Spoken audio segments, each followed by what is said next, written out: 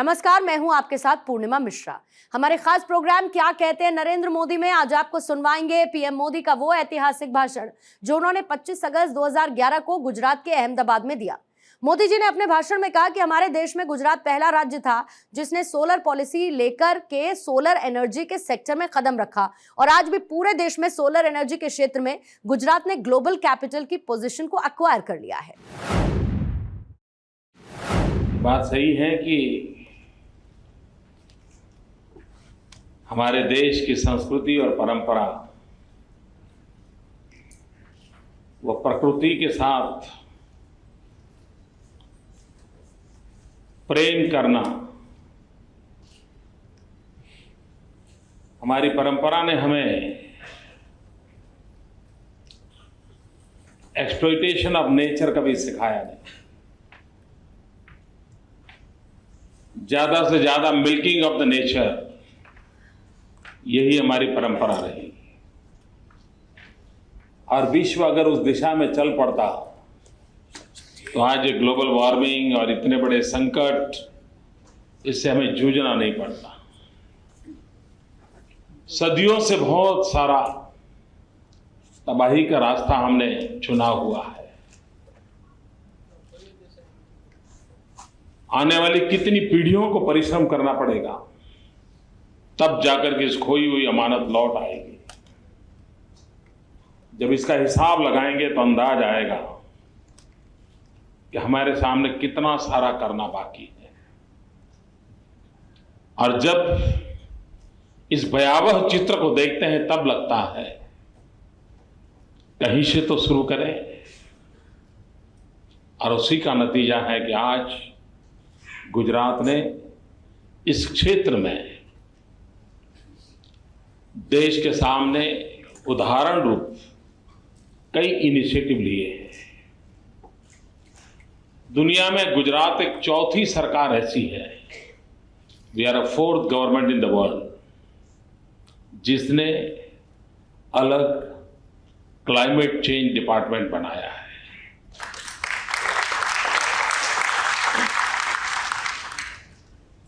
और ये इसलिए किया है कि हम हर चीज को उस तराजू से नाप तोल करके ही आगे बढ़ना चाहते हैं।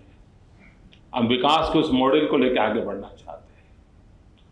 हमारे देश में गुजरात पहला राज्य था जिसने सोलार पॉलिसी लेकर के सोलार एनर्जी के सेक्टर में कदम रखे। और गुजरात की सोलार पॉलिसी आने के बाद करीब 9 महीने के बाद भारत सरकार की सोलार पॉलिसी आई थी। आज भी पूरे देश में सोलार एनर्जी के क्षेत्र में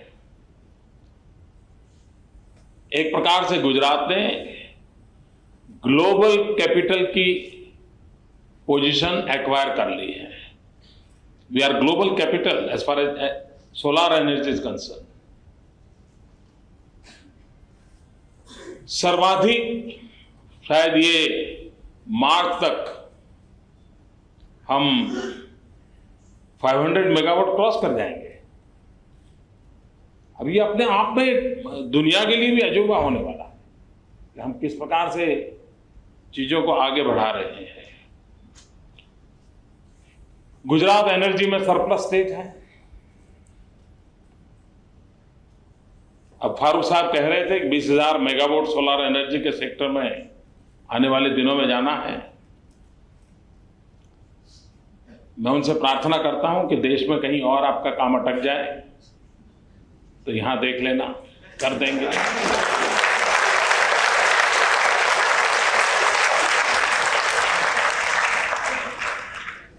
और आप अगर लक्ष्य प्राप्त कर लेंगे तो हमें खुशी होगी, हम हमारे कंट्रीब्यूशन के लिए, क्योंकि होना यही है जी। आप लिख के रखिए, टारगेट कोई भी तय करे, पूरा हमें ही करना है।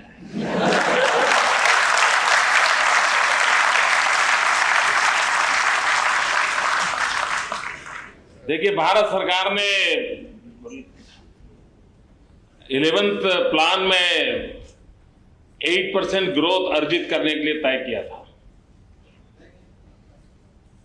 अगर हम 11.2 नहीं करते तो 8 नहीं हो सकता, और हमने वो किया, और हम सब राज्य मिलकर के करेंगे तभी तो देश का भला होगा। और गुजरात वो अपने दायित्व को निभा रहा है। लेकिन इस क्षेत्र में बहुत रिसर्च की आवश्यकता है, बहुत इनोवेशंस की आवश्यकता है। अभी भी जो भी पुरानी परंपराएं थी इन रिन्यूएबल एनर्जी के सेक्टर में, वही चीजें चल रही हैं। नौजवान मित्रों, मित्तल जी एंटरप्रेन्योर बन पाए कि नहीं बन पाए वो अलग बात है। मैं उस फील्ड में गया नहीं, लेकिन हमारे गुजरातियों के जेनेटिक सिस्टम में एंटरप्रेन्योरशिप है।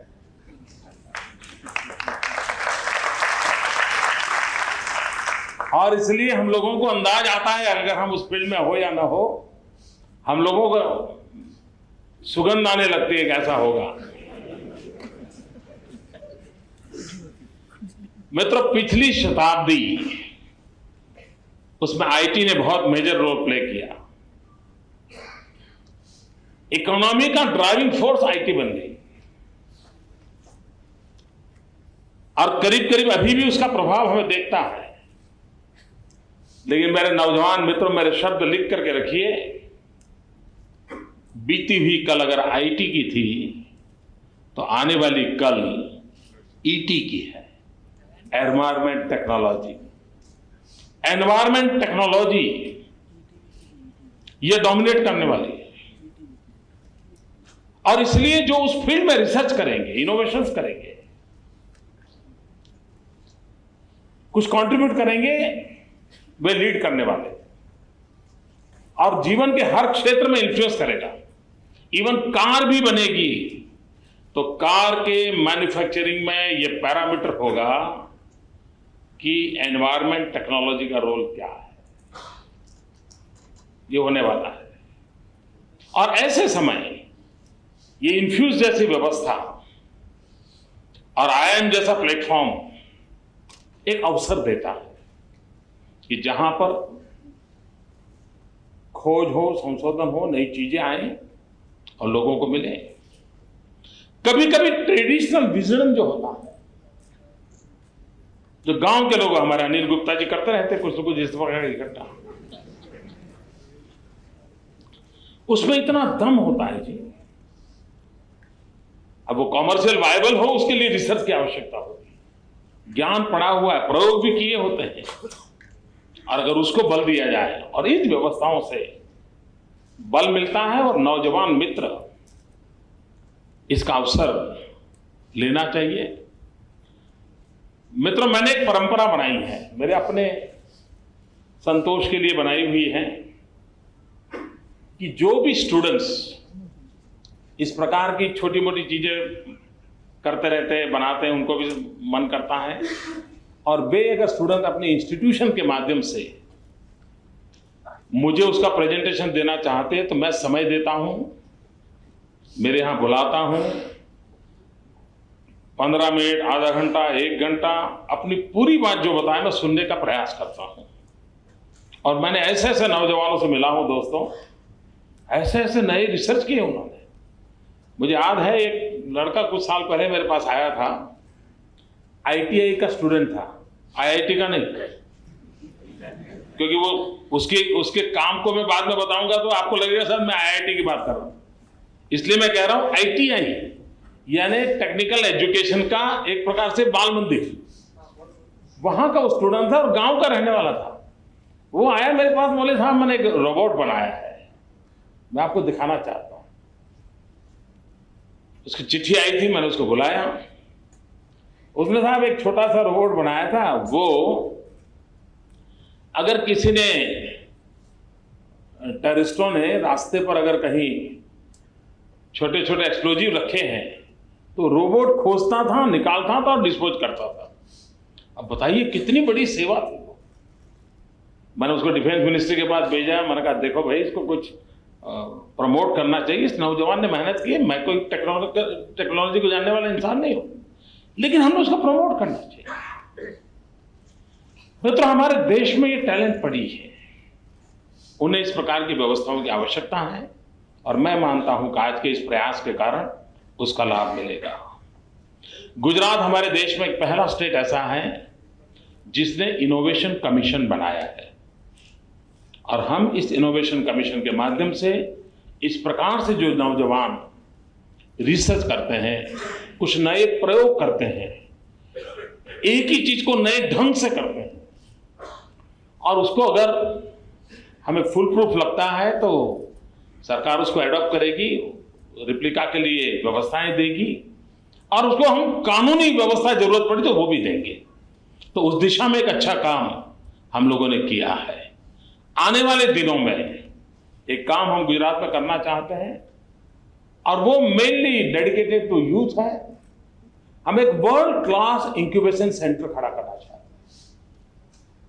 और मैंने श्रीमान नारायण मूर्ति को आग्रह किया था कि आप आइए और इस काम को देखिए। उन्होंने मुझे कहा है कि मेरी समय की कठिनाई है, लेकिन ये मुझे जरूर पसंद आएगा ये काम।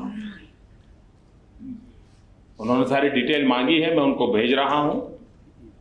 एक वर्ल्ड क्लास इंक्यूबेशन सेंटर हम यहां पर खड़ा करना चाहते हैं, और जो भी नौजवान इस प्रकार से प्रयोग करेंगे उनको वहां अवसर मिलेगा। कॉमर्शियली अपनी चीजों को कैसे वायबल बनाना, मार्केट में कैसे ले जाना, तो उसको एक नया बल मिलेगा।